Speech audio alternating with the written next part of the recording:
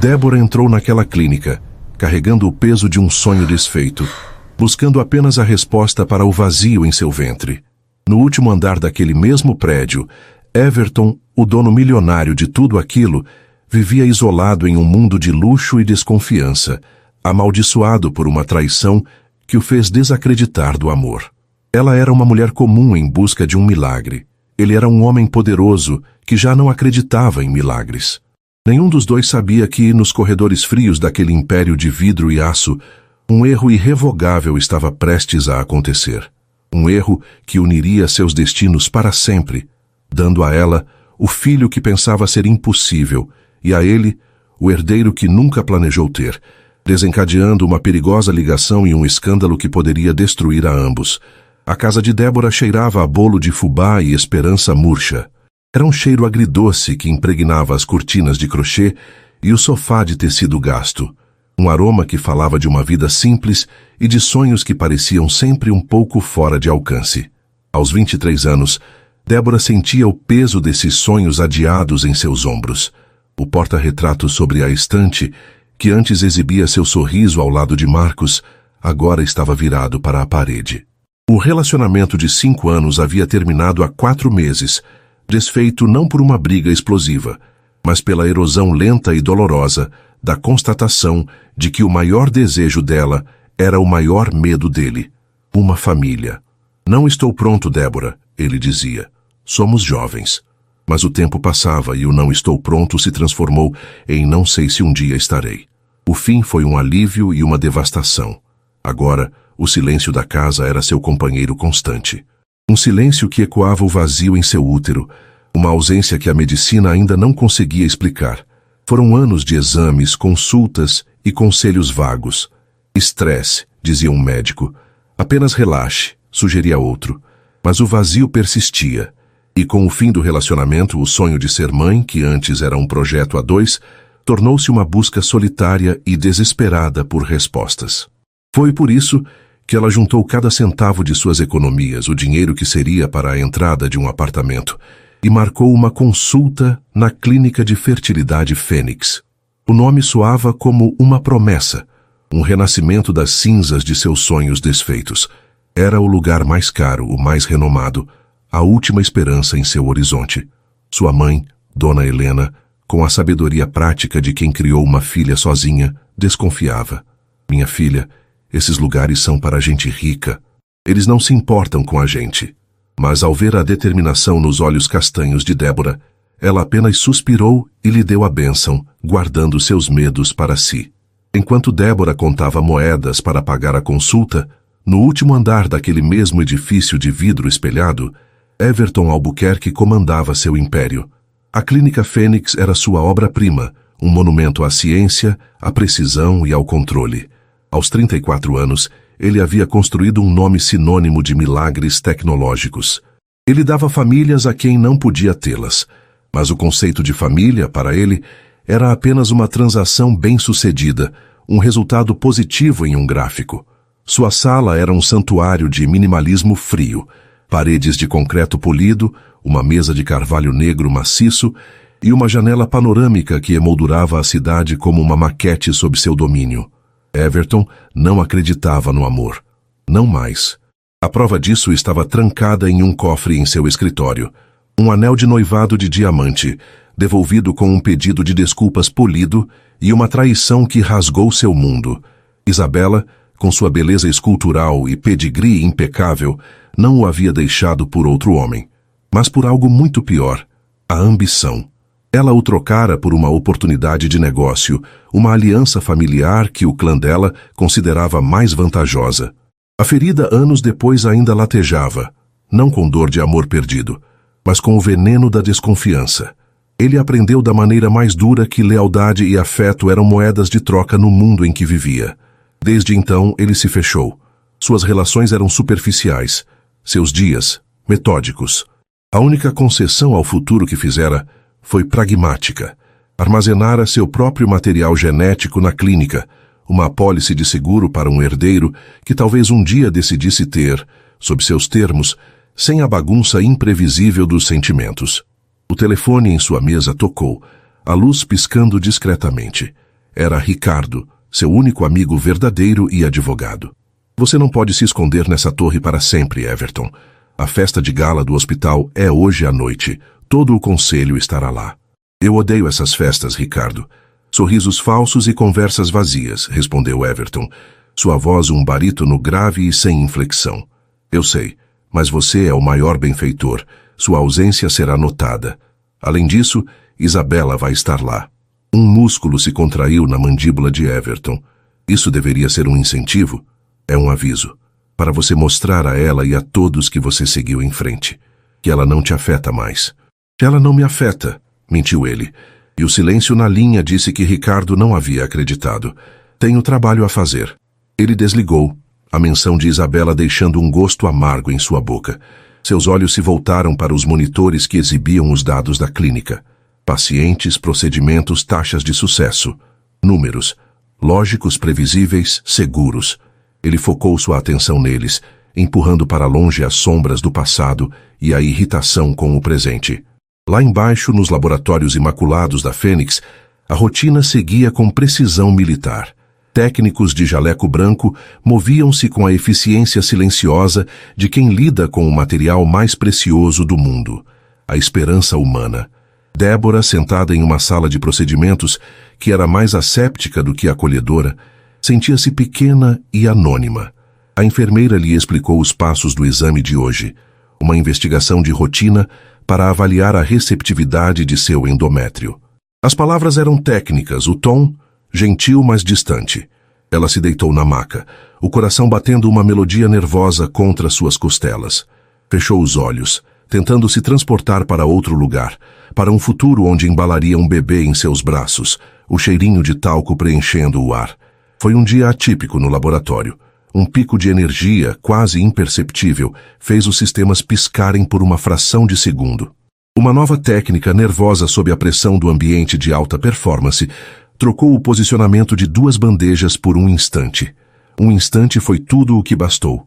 Um erro de protocolo, uma etiqueta lida com pressa, um momento de distração humana no coração da máquina perfeita. Naquele corredor de destinos, a amostra de um procedimento padrão foi trocada pela de um armazenamento de longo prazo.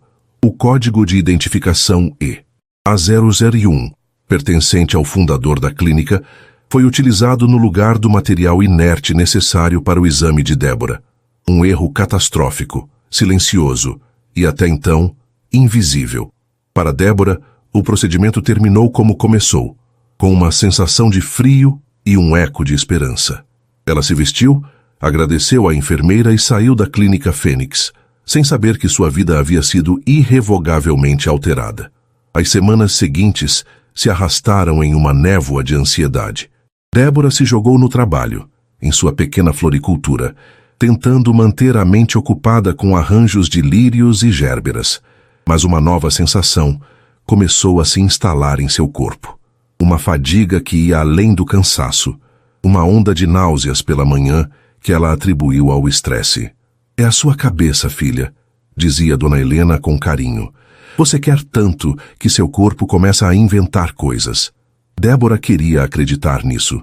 Mas quando seu ciclo, sempre tão pontual, atrasou uma semana e depois 2, um pânico gelado começou a subir por sua espinha. Era impossível. Simplesmente impossível. Numa noite chuvosa, incapaz de suportar a dúvida, ela foi até a farmácia da esquina.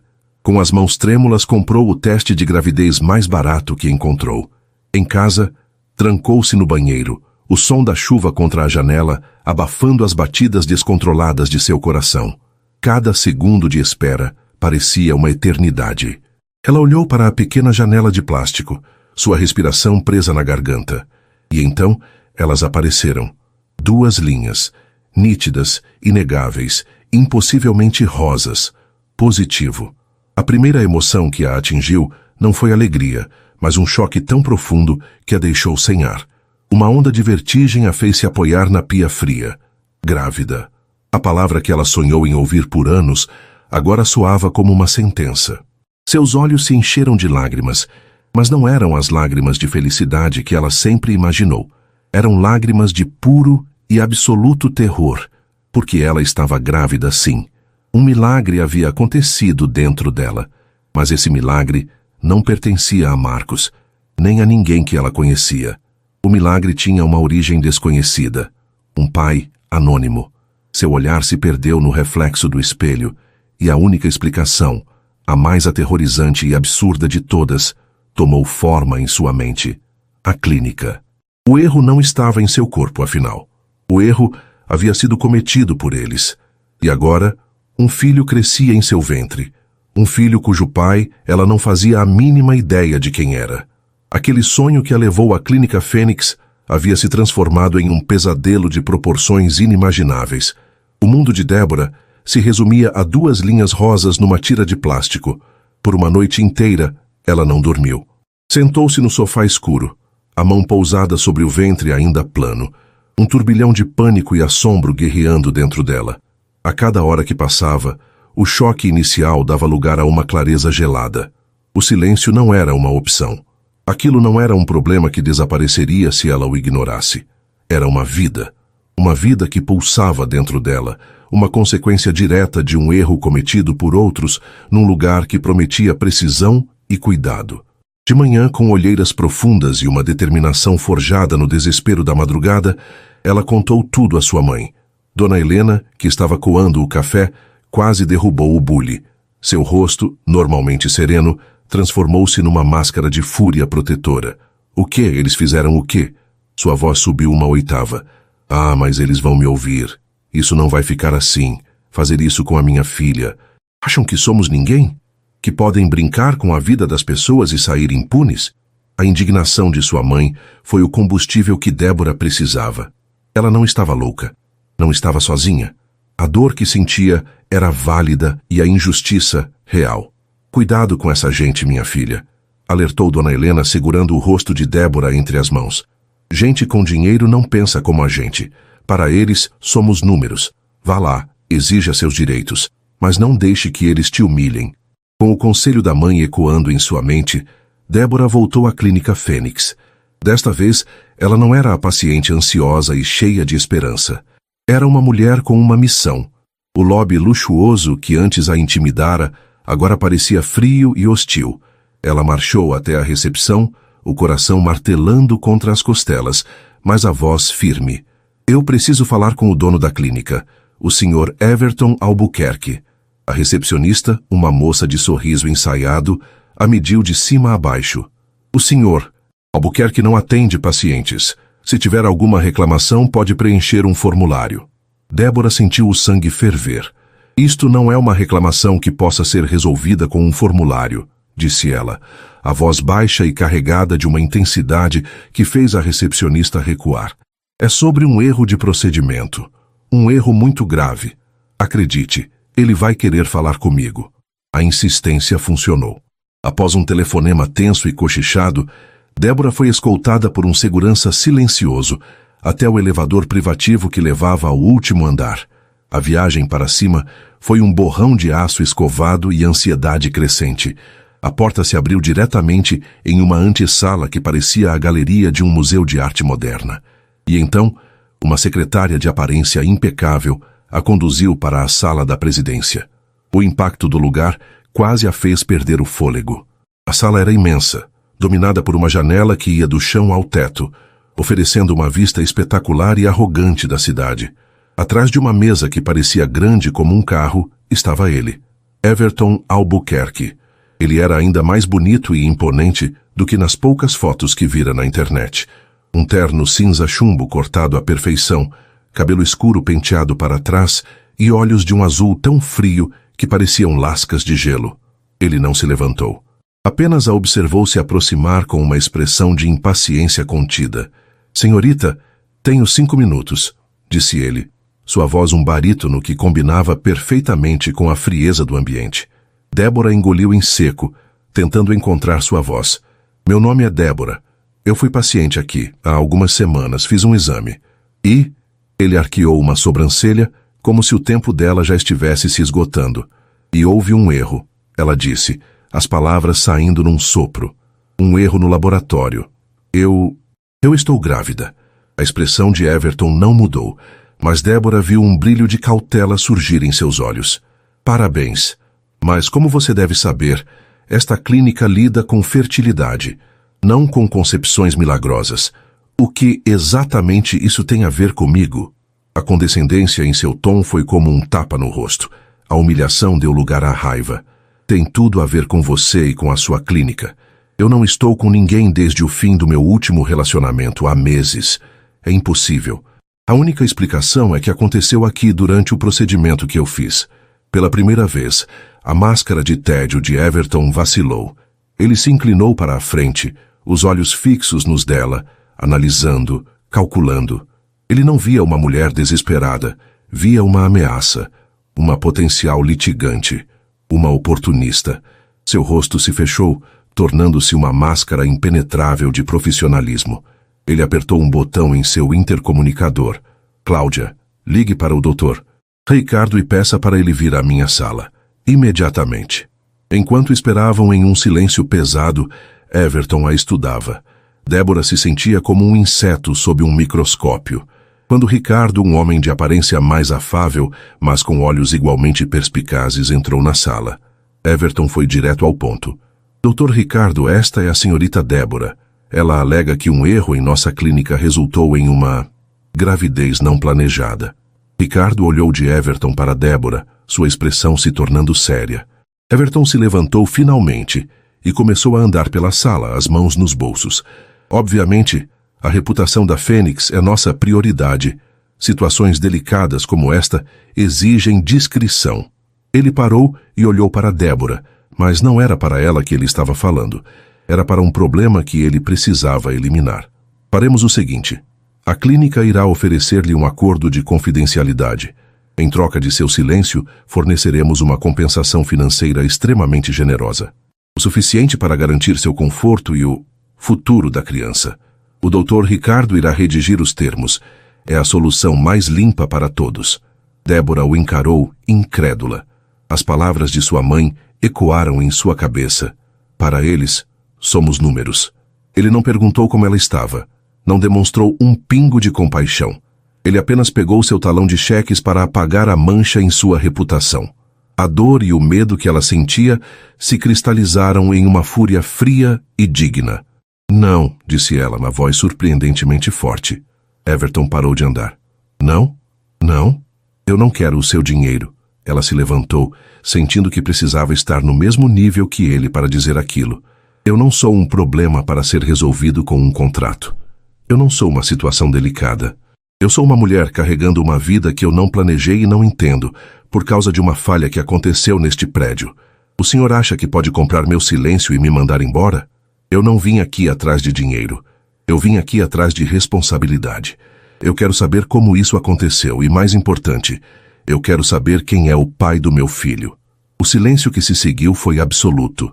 Ricardo olhava para Everton com uma expressão de advertência. Everton, por sua vez, estava genuinamente chocado. Em seu mundo tudo tinha um preço. A recusa dela era uma variável que ele não havia calculado.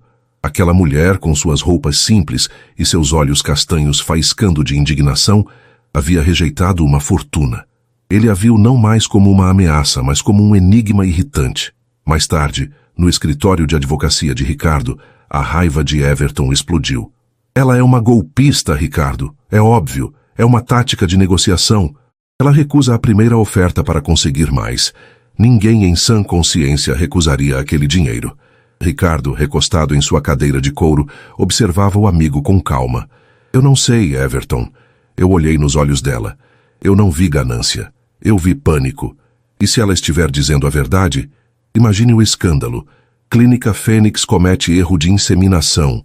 Sua reputação, que você passou a vida construindo, viraria pó.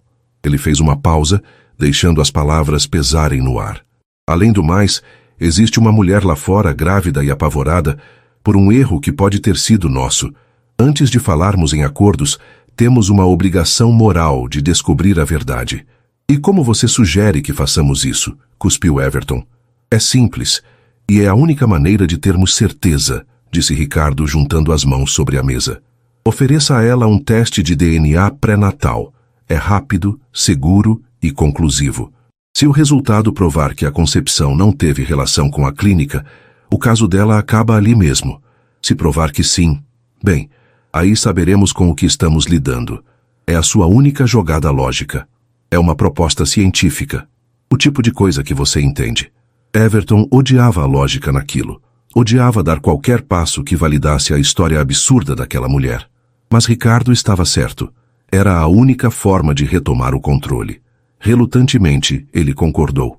2 semanas depois, o resultado chegou. Débora se recusou a ir à clínica ou ao escritório. Então, Ricardo marcou de encontrá-la em uma cafeteria neutra e discreta, longe do centro da cidade.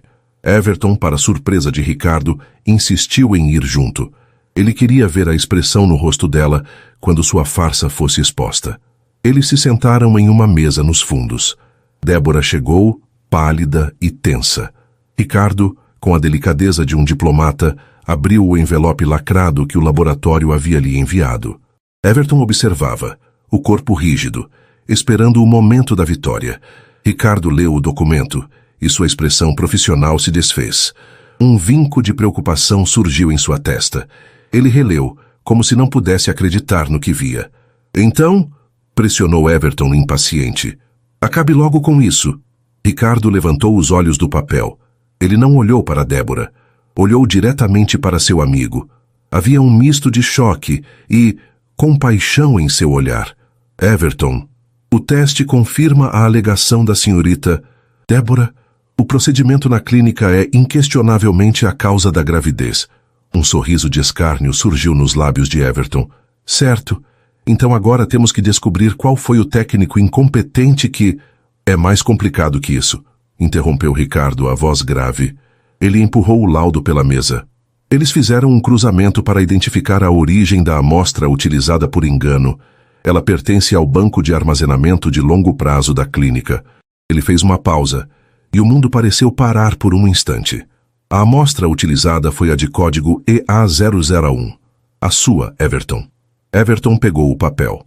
Seus olhos escanearam as linhas de texto técnico, os marcadores genéticos, as porcentagens.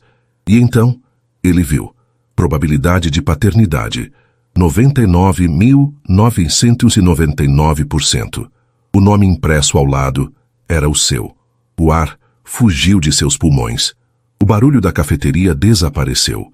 A mulher sentada à sua frente, a golpista, a ameaça, de repente ganhou um novo e aterrorizante significado. Ela não estava apenas carregando o erro de sua clínica. Ela estava carregando seu filho, o herdeiro que ele nunca planejou, nascido da mulher que ele tentou destruir com dinheiro. Sua fortaleza de vidro e aço acabara de ser implodida por dentro. O laudo sobre a mesa da cafeteria era uma bomba silenciosa. Para Everton, o mundo virou de cabeça para baixo. As palavras probabilidade de paternidade 99.999% dançavam diante de seus olhos, zombando de sua vida meticulosamente controlada. Ele, que havia construído muralhas impenetráveis ao redor de seu coração e de seu futuro, acabara de ser invadido por seu próprio legado genético. Débora, por sua vez, sentiu uma onda de náusea que nada tinha a ver com a gravidez. A confirmação era, de certa forma, pior do que a incerteza. O pai de seu filho não era um anônimo. Era o homem frio e calculista à sua frente. Um homem que havia como um inconveniente a ser gerenciado. A volta para a cidade, no carro de luxo de Everton, foi um exercício de silêncio torturante.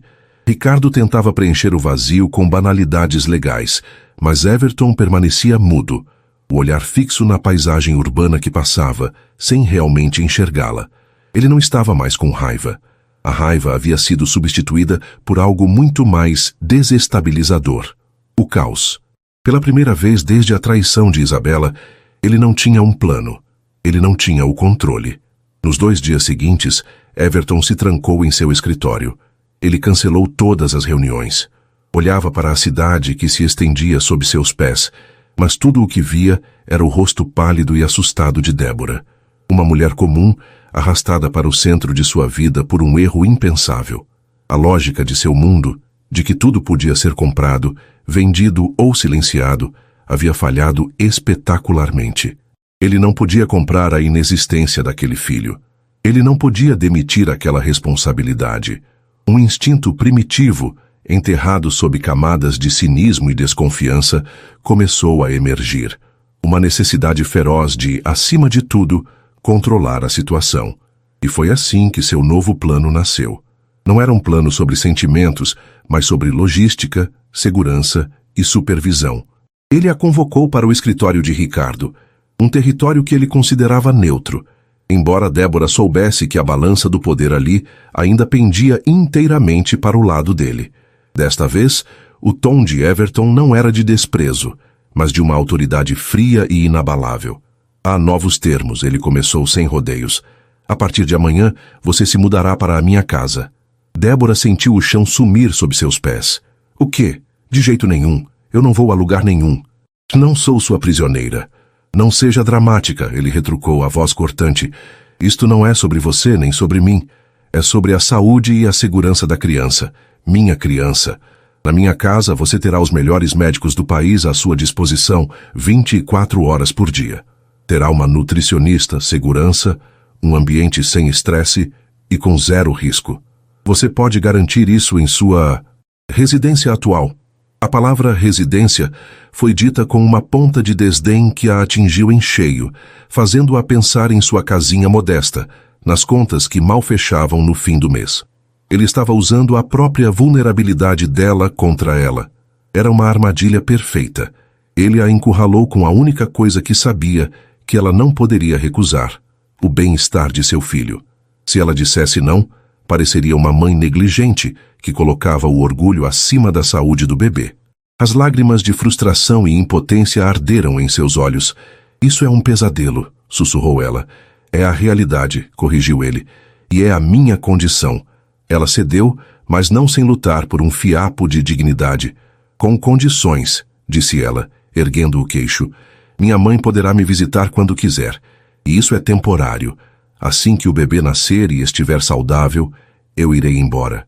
Everton concordou com um aceno de cabeça quase imperceptível. Para ele, eram detalhes insignificantes. A batalha principal, trazê-la para seu território onde poderia observá-la de perto, já estava vencida. A chegada à mansão de Everton foi como entrar em outro planeta. Um portão de ferro forjado se abriu silenciosamente para uma alameda ladeada por árvores perfeitamente podadas. A casa não era uma casa. Era um monumento de vidro, pedra e concreto. Uma fortaleza moderna que parecia mais uma galeria de arte do que um lar. Dentro, o silêncio era absoluto, ecoando no piso de mármore polido. Não havia fotos nem enfeites, nem sinal de vida além dos empregados que se moviam como sombras.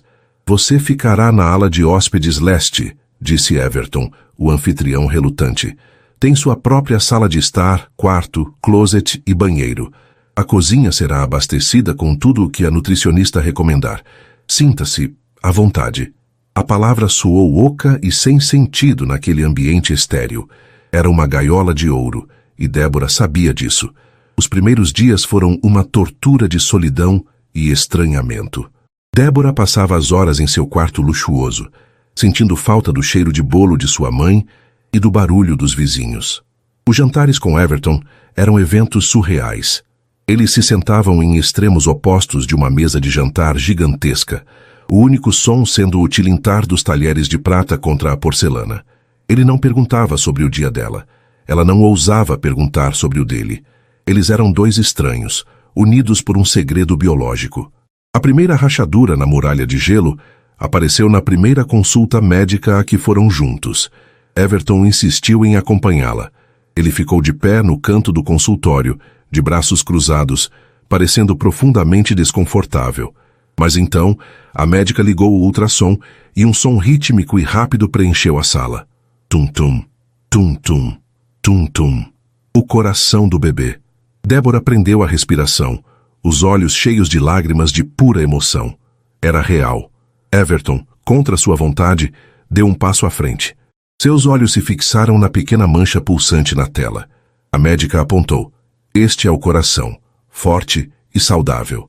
Everton não disse nada, mas Débora viu. Um músculo em sua mandíbula se moveu. Sua postura, antes rígida, relaxou uma fração.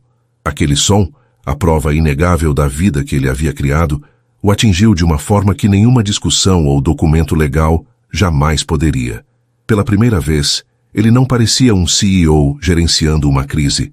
Parecia um homem ouvindo o coração de seu filho. A visita de Dona Helena no fim de semana foi como um furacão de realidade na mansão asséptica. Ela chegou com uma vasilha de bolo de fubá, inspecionou cada canto da suíte da filha com olhos desconfiados e, finalmente, exigiu ver Everton. Ela o encontrou na biblioteca, um cômodo vasto e silencioso. Senhor Everton, ela começou sem rodeios, a simplicidade de sua postura contrastando com a opulência ao redor. Eu quero saber quais são as suas intenções com a minha filha. Everton, pego de surpresa pela franqueza, ergueu os olhos de seu livro. Minha intenção, senhora, é garantir que meu filho nasça com saúde. Filho, você fala da criança como se fosse uma encomenda que você fez, retrucou ela, a voz firme. Mas ali em cima tem uma mulher, a minha Débora. Ela não é um objeto nem uma incubadora. Ela tem sentimentos, tem medos, e eu não vou deixar o Senhor nem ninguém esmagar o coração dela só porque tem dinheiro e poder.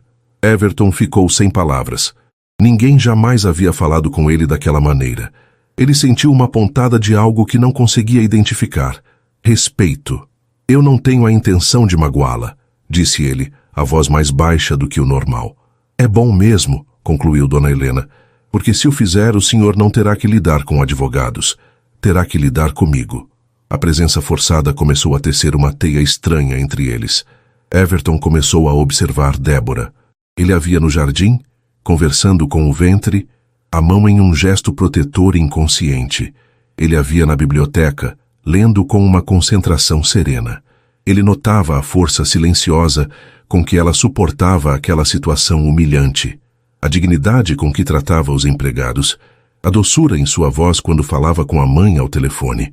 Ele estava fascinado e irritado por essa fascinação. Ela não se encaixava em nenhuma das categorias que ele conhecia.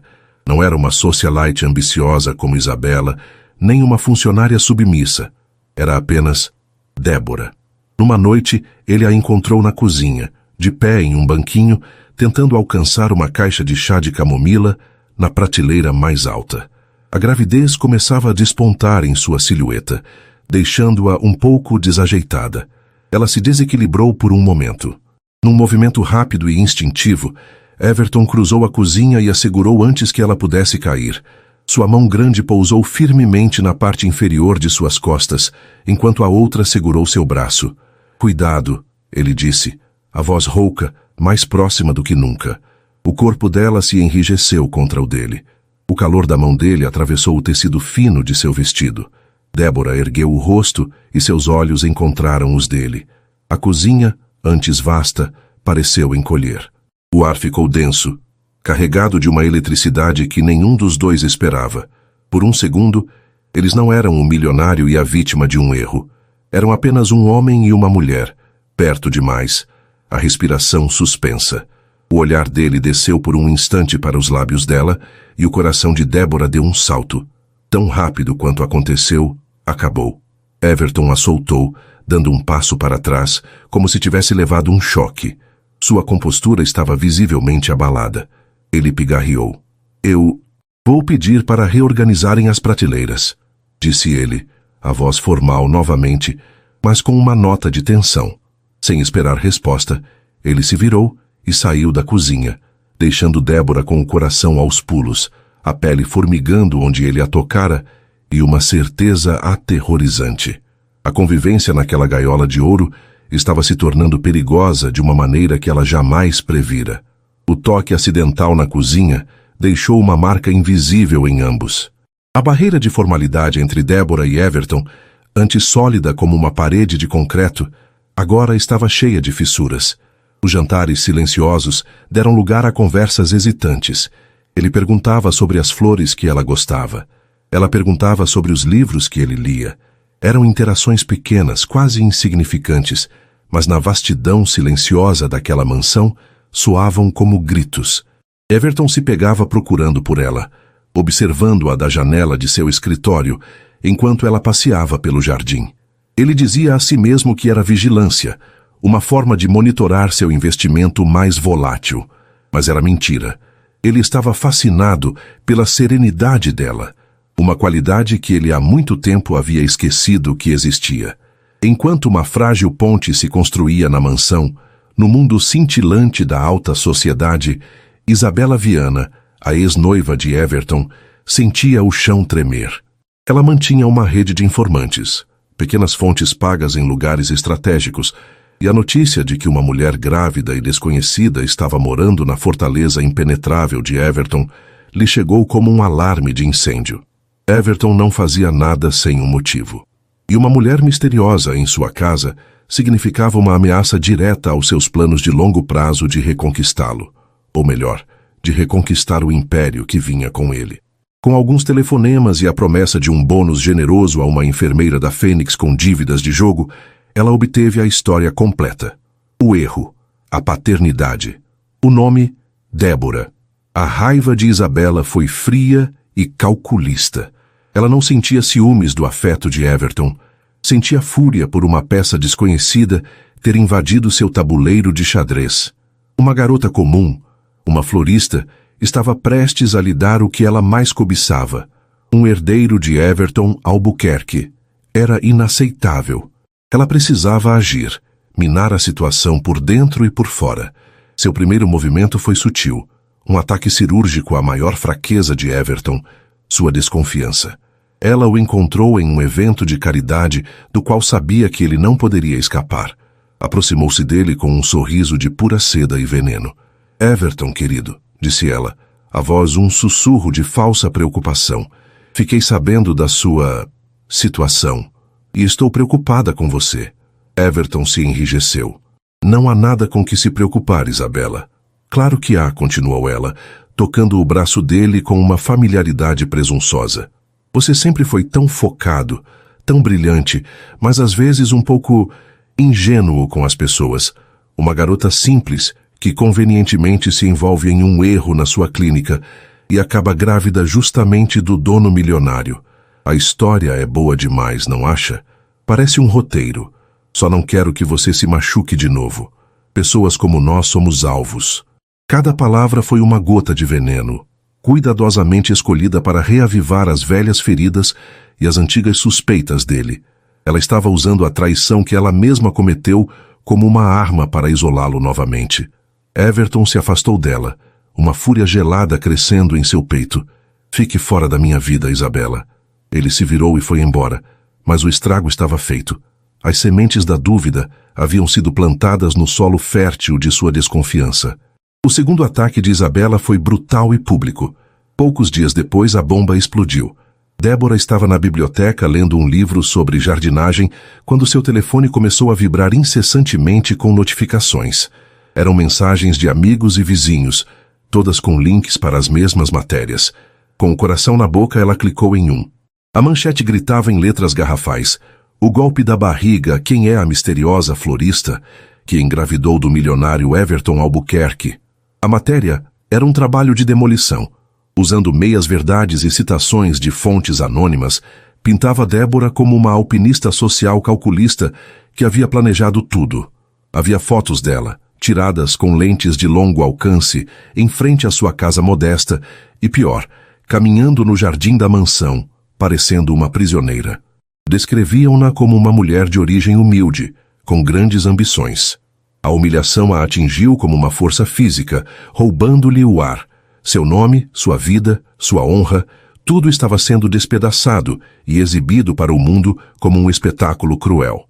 Ela estava soluçando, o corpo tremendo quando Everton entrou na biblioteca. Ele já sabia. Ricardo havia ligado, a voz tensa de fúria. Ele viu o tablet nas mãos trêmulas de Débora, as lágrimas escorrendo por seu rosto. É isso, não é? Disse ela, a voz embargada de dor e acusação. É isso que você pensou de mim desde o primeiro dia. E agora o mundo inteiro pensa também. Que eu sou uma golpista, que eu armei tudo isso. Ela o encarou, esperando ver em seus olhos a confirmação de seus piores medos. O triunfo frio de quem sempre esteve certo. Everton ficou parado, o conflito estampado em seu rosto. As palavras de Isabella, tão lógicas em sua maldade, ecoavam em sua mente. É o sonho de toda alpinista social. Seu primeiro instinto? Sua reação programada ao longo de anos de desconfiança era recuar, erguer as muralhas. A situação era exatamente como ele imaginou no início. Um escândalo, uma bagunça, uma armadilha. Mas então, ele olhou para ela. Não para a figura da matéria de fofoca, mas para a Débora que ele vinha conhecendo. A mulher que corava quando ele a olhava por muito tempo. A mulher cuja mão tremia ao tentar alcançar uma caixa de chá. A mulher que conversava com o filho que crescia em seu ventre, com uma ternura que ele nunca pensou ser possível. Ele se lembrou do som do coração do bebê, um som que, de alguma forma, havia se tornado uma âncora em seu mundo caótico. A guerra dentro dele durou um segundo, mas pareceu uma eternidade. A escolha entre o cinismo seguro do seu passado e a aterrorizante vulnerabilidade do seu presente. Não, disse ele, a voz baixa, mas com uma firmeza que surpreendeu a ambos. Ele atravessou a sala e, com um gesto hesitante, pegou o tablet da mão dela e o colocou longe, como se fosse um objeto venenoso. Eu não acredito neles. Débora o encarou, os olhos marejados de surpresa. Eu não sei como essa história vazou, ou quem está por trás disso, continuou ele, seus olhos azuis encontrando os dela. Mas eu sei que não é a verdade. Eu sei que você não é essa pessoa que eles estão pintando. Ele parou, buscando as palavras. Eu acredito em você, Débora. Pela primeira vez, ele a estava defendendo. Ele a estava escolhendo. Não era uma declaração de amor, mas era algo talvez mais significativo. Era uma declaração de fé. Naquele momento, ele não era o dono da clínica protegendo sua reputação. Era um homem protegendo a mulher que carregava seu filho. Ele pegou o telefone. Ricardo, quero que prepare um processo contra todas as publicações que veicularam essa matéria. E quero que a equipe de segurança investigue quem tirou essas fotos. Ninguém entra ou sai desta propriedade sem registro. Encontre o vazamento. Mais tarde naquela noite, no escritório de Ricardo, a raiva do advogado era palpável. Isso tem as digitais da Isabela por toda parte, Everton. A crueldade, o timing perfeito para te desestabilizar é o estilo dela. Isabela não faria isso, disse Everton, mas sua convicção soava fraca. É só vingança mesquinha. Você acha? Ricardo se inclinou sobre a mesa, os olhos brilhando. Eu acho que é mais do que isso. A história que ela vazou convenientemente ignora a parte mais importante, que foi um erro da clínica. Por quê? Porque um escândalo sobre uma golpista te torna uma vítima e te afasta dela. Mas um escândalo sobre a incompetência da sua clínica, isso te enfraquece, destrói sua reputação, te deixa vulnerável. E quem sempre aparece para salvar os homens poderosos quando eles estão vulneráveis? A lógica de Ricardo era irrefutável e aterrorizante. Everton sentiu um calafrio. Eu nunca confiei nela, continuou Ricardo, sua voz agora baixa e determinada. E essa história toda, o erro, um pico de energia, uma técnica nova, é muito conveniente, Everton. Conveniente demais. Enquanto Everton absorvia o peso daquelas palavras, Ricardo já estava em seu computador. Ele não estava mais agindo como advogado. Agia como um investigador. Ele abriu os registros de segurança da Clínica Fênix, buscando os logs de acesso do dia do procedimento de Débora. Puxou as fichas dos funcionários do laboratório que estavam de plantão. Abriu um programa seguro e começou a fazer uma busca discreta nos registros financeiros deles. Vou descobrir a verdade, Everton, disse Ricardo, os olhos fixos na tela. Custe o que custar. A investigação havia começado. E no silêncio da noite, Ricardo tinha a terrível suspeita de que o escândalo que acabara de explodir na mídia era apenas a ponta de um iceberg muito mais sombrio e deliberado. A declaração de fé de Everton foi um bálsamo para a alma ferida de Débora. O escândalo público não desapareceu da noite para o dia, mas seu veneno perdeu a força. Dentro dos muros da mansão, uma nova dinâmica se instalou. A defesa de Everton, o "eu acredito em você", criou um laço de confiança frágil, mas real entre eles. Ele se tornou ferozmente protetor. Contratou uma equipe de segurança extra, instruiu os empregados a filtrarem todas as chamadas e correspondências, e criou uma bolha de tranquilidade para Débora, um santuário contra o julgamento do mundo exterior. Enquanto isso, Ricardo mergulhava de cabeça na investigação. Ele passou dias e noites trancado em seu escritório, cercado por plantas da clínica, registros de funcionários e extratos bancários. A teoria da técnica nova e nervosa nunca o convenceu. Erros aconteciam, mas um erro daquela magnitude, envolvendo a amostra pessoal do fundador, deveria ter múltiplos sistemas de segurança para impedi-lo. Era como se alguém, deliberadamente, tivesse procurado a falha no sistema para explorá-la. E foi nos registros financeiros que ele encontrou o fio da meada. Letícia, uma jovem técnica de laboratório contratada há 6 meses, com um histórico de dívidas de cartão de crédito e um empréstimo estudantil atrasado. 3 dias antes do procedimento de Débora, uma quantia de R$50 mil havia sido depositada em sua conta a partir de uma empresa de fachada, uma daquelas que existem apenas no papel. Para Ricardo, o alarme soou alto e claro. A confrontação foi rápida e brutal. Ricardo convocou Letícia ao seu escritório sob o pretexto de uma revisão de protocolos. A jovem entrou, pálida e ansiosa. Com a calma de um predador, Ricardo apresentou as evidências sobre a mesa. O extrato bancário com o depósito circulado em vermelho, os logs de segurança que a colocavam no setor de armazenamento de longo prazo, fora de seu horário, e uma cópia de seu contrato de trabalho com a cláusula de demissão por justa causa e processo criminal por fraude em destaque. Você tem uma chance, Letícia, disse Ricardo, a voz baixa e perigosa. Conte-me tudo, e eu talvez possa convencer o senhor Albuquerque a não apresentar queixa-crime, o que a colocaria na prisão por vários anos. Minta para mim, e eu a destruirei. A fachada de Letícia desmoronou. Em meio a soluços convulsivos, ela confessou tudo. Contou sobre a abordagem de uma consultora elegante que a encontrou em um café, sobre a oferta de dinheiro que resolveria todos os seus problemas. As instruções eram simples. No dia do exame da paciente Débora, ela deveria causar uma pequena distração, trocar as amostras e garantir que o material genético de Everton fosse usado. A consultora lhe garantira que era um procedimento seguro, apenas para criar um escândalo e embaraçar o chefe. Letícia, desesperada por dinheiro, obedeceu. Como prova, ela mostrou a Ricardo o número de um telefone pré-pago por onde recebia as instruções. Um telefone que Ricardo, com sua equipe, rapidamente rastreou até uma assistente pessoal de Isabela Viana.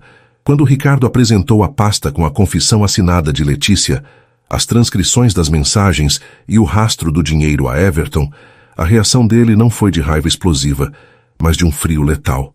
A imagem de Isabela, a mulher que ele um dia amou, se desintegrou, sendo substituída pela de um monstro calculista.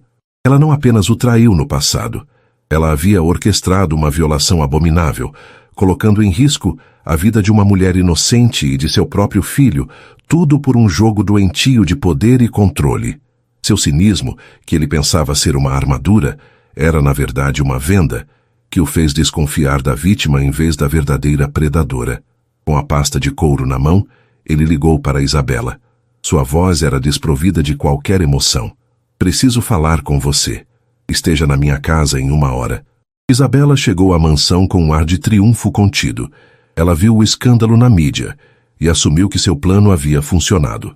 Everton, humilhado e isolado, estaria vulnerável, pronto para que ela o consolasse e o trouxesse de volta para seu círculo. Ela entrou na sala de estar, um sorriso de falsa simpatia nos lábios. Everton, querido, eu sinto muito por tudo que você está passando. Ele não a deixou continuar. Sente-se, Isabela. Ele abriu a pasta e espalhou os documentos sobre a mesa de centro. A confissão de Letícia, os registros bancários, as mensagens. Acho que você reconhece isso. O rosto de Isabela perdeu toda a cor. O sorriso congelou e se desfez. Ela olhou para os papéis, a compreensão e o pânico crescendo em seus olhos. Eu não sei do que você está falando. Isso é um absurdo, uma armação. Acabou, Isabela, disse Everton, a voz tão cortante quanto o vidro quebrado. A sua farsa, seus jogos, acabaram.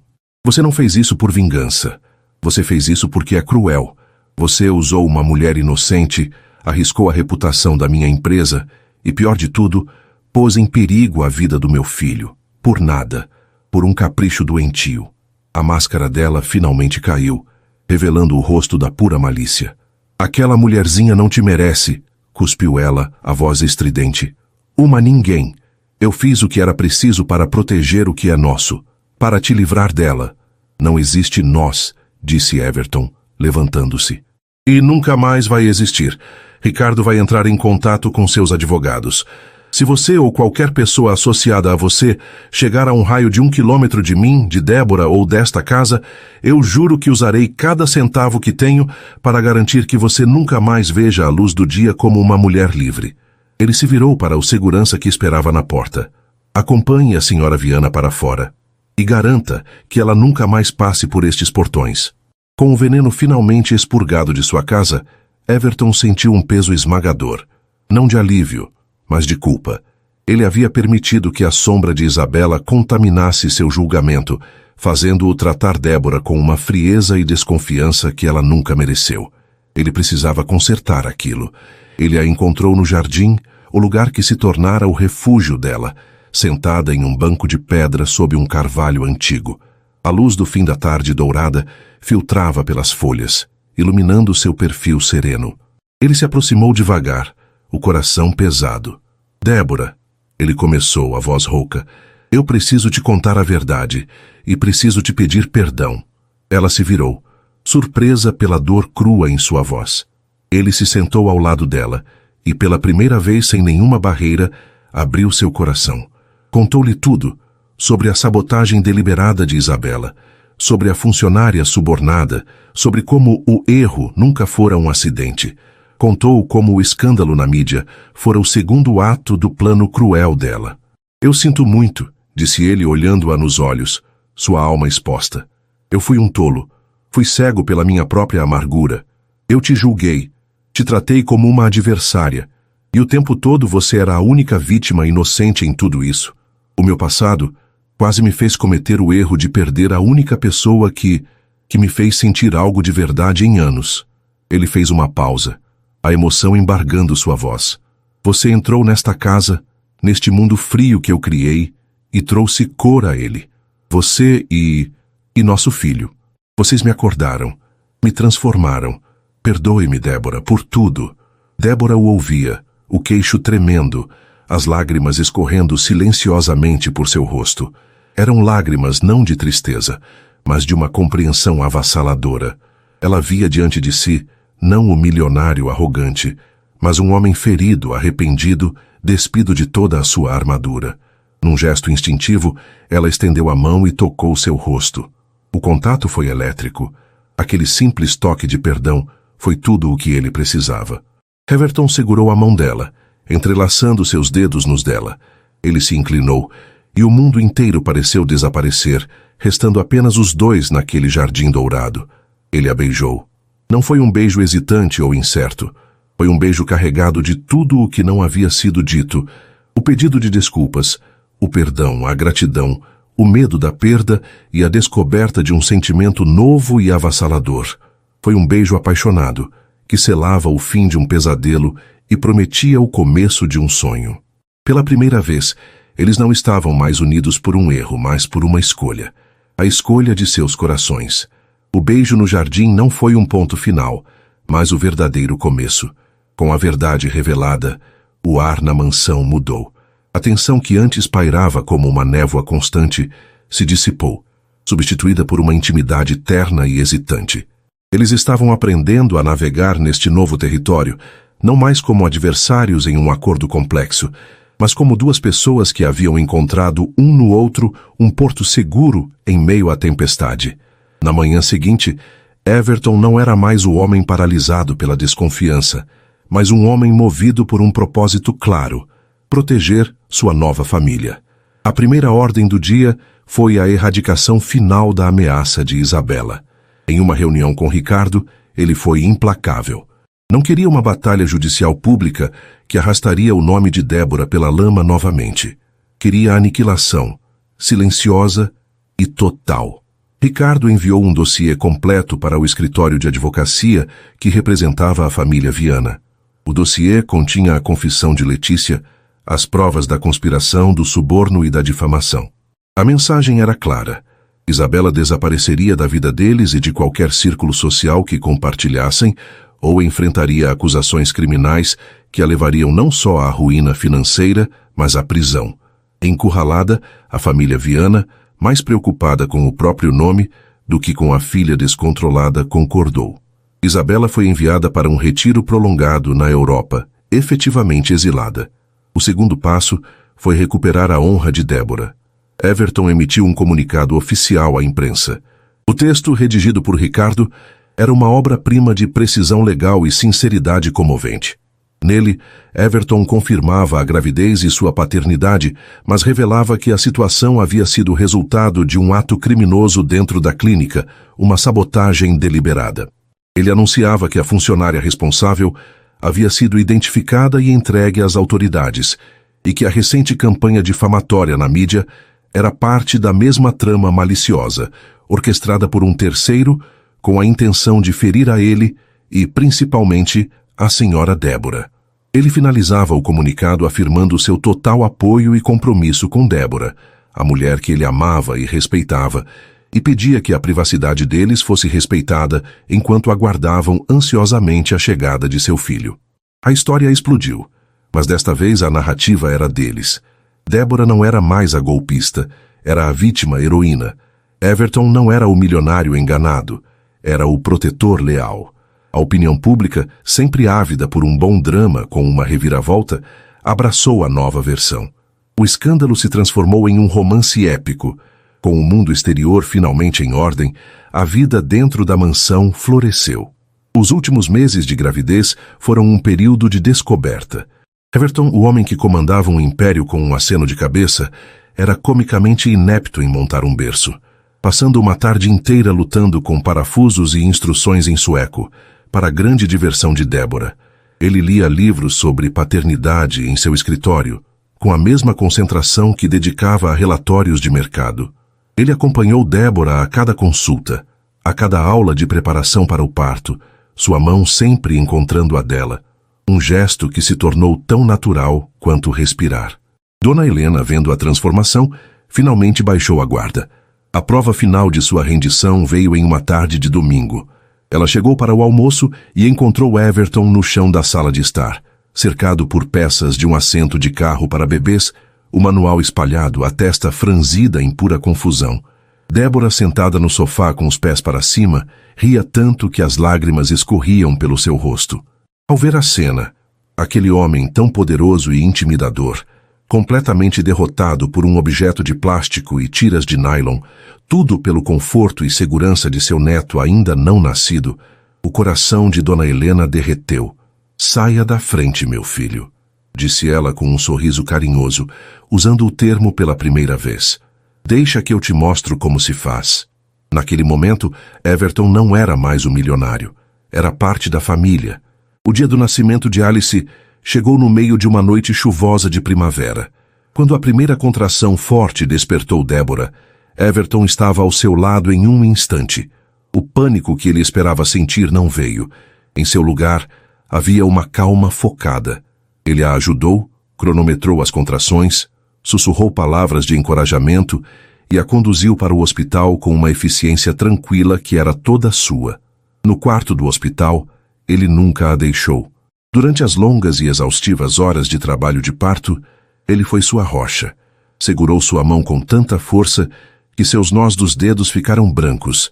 Limpou o suor de sua testa com uma toalha fria. Respirou com ela a cada onda de dor. Ele a olhava com uma mistura de reverência e amor tão profunda que dava a ela a força para continuar. "Você consegue, meu amor", ele repetia, a voz firme e suave. "Nós estamos juntos nisso. Traga a nossa filha para nós." E então, com um último esforço e um choro que rasgou o silêncio da sala, Alice nasceu. Pequena, perfeita, com um tufo de cabelo escuro como o do pai e olhos que prometiam ser tão castanhos quanto os da mãe. A enfermeira a colocou nos braços de Débora, e o mundo de Everton se reconfigurou em torno daquela imagem. A mulher que ele amava, exausta e radiante, segurando a filha deles. Quando foi a sua vez de segurá-la, o magnata implacável, o homem que construiu muralhas ao redor de seu coração, desmoronou. As lágrimas que ele não derramava há anos escorreram por seu rosto enquanto ele olhava para o rostinho minúsculo em seus braços.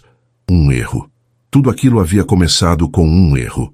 E, no entanto, ao segurar aquela vida perfeita, ele sabia, com uma certeza que abalou sua alma, que aquele havia sido o maior e mais belo acerto de toda a sua existência. Ela é perfeita, Débora, sussurrou ele, inclinando-se para beijar a testa de sua parceira. Você é perfeita. 1 ano depois, a mansão Albuquerque não era mais um museu de silêncio e solidão. O som que agora ecoava pelos corredores de mármore era o de risadas de bebê. Um tapete de atividades colorido ocupava o centro da imponente sala de estar, e um pequeno portão de segurança bloqueava a escadaria. A casa, antes fria, havia se transformado em um lar, aquecido pela presença de sua mais nova e barulhenta moradora. Everton estava no chão, de terno e gravata afrouxada, fazendo caretas para uma Alice de 1 ano, que gargalhava e batia palmas, deliciada. Débora os observava da porta, o coração transbordando de um amor tão sereno e profundo que ainda a surpreendia. Dona Helena estava na cozinha, preparando a papinha de frutas da neta, cantarolando uma canção de ninar. A imagem era um retrato de felicidade doméstica que Débora nunca ousara sonhar. Naquela noite, depois que Alice adormeceu e Dona Helena foi para casa, Everton levou Débora para o terraço. Era o mesmo lugar de onde ele costumava olhar a cidade com um sentimento de posse e vazio. Agora, com Débora ao seu lado, o braço em volta de seus ombros, a vista parecia diferente. Parecia promissora. Lembra-se da primeira vez que você veio aqui? Perguntou ele a voz baixa. Como eu poderia esquecer? Ela sorriu. Eu achei que você era o homem mais arrogante e assustador que eu já tinha conhecido. Ele riu, um som genuíno e feliz. Eu era. Eu vivia em um mundo cinza, Débora. Um mundo de contratos, lucros e desconfiança. Eu achava que tinha tudo, mas eu não tinha nada. Ele se virou para ela, os olhos azuis brilhando sob a luz da lua. Um erro de laboratório nos uniu. Mas o maior acerto da minha vida foi o momento em que eu percebi que não conseguiria mais viver sem você.